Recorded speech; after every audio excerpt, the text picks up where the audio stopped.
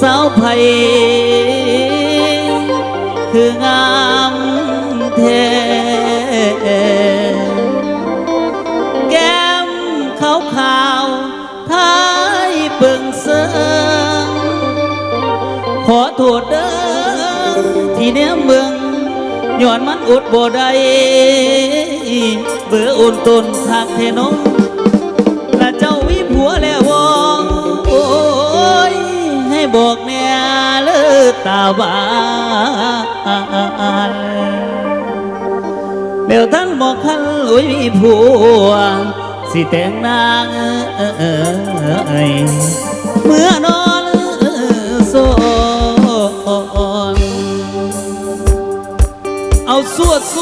ดหน้าเวทีดูประโยชน์ประโยชน์น้ำกันเด้อสิฮิ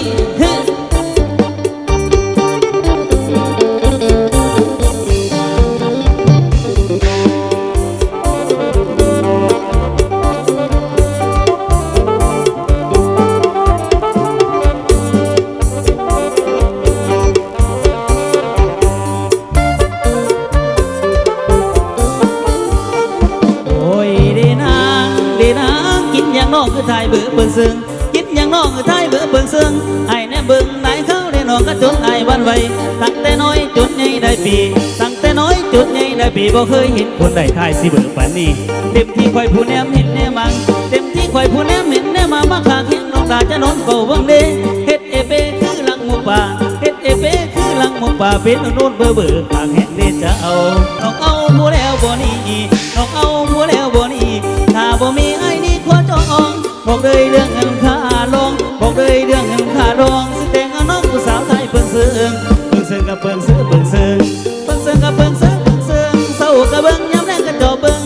ส่วนออกไปดินมากกระดึงส่วนออกไปดินมากกระดึงถ่ายเบิ่งซึ้งเป็นตะโยกแค่น้องถ่ายเบิ่งซึ้งเป็นตะโยกแค่น้องต้องรอเล่ลำเงียงถูกเศร้าแรงขี่รถมากายมาหอดเพื่อนน้องยามไรจอดรถไว้แนบบันทายยังแนบเม็ดเจ้ายืนตากผ้ายังไปยังมาก็สร้างเป็นตาแพงพ่อแม่ไอ้เบาทะเลงพ่อแม่ไอ้เบาทะเลงย้ำเจ้าอยากให้กระถ่ายเพื่อนหยุดเพื่อนหยุดกระถ่ายเพื่อนหยุด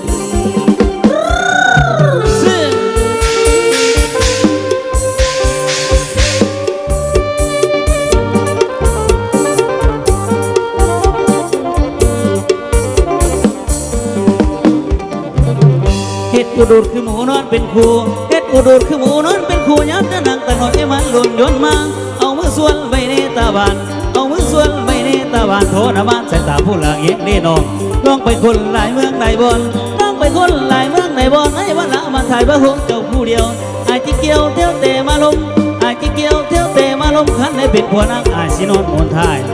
ไอ้สินอนน้อมูลทาย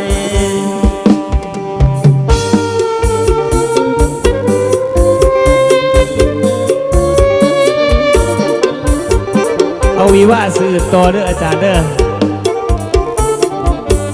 เอาซอยกันเด้อผู้ใดได้เด้อ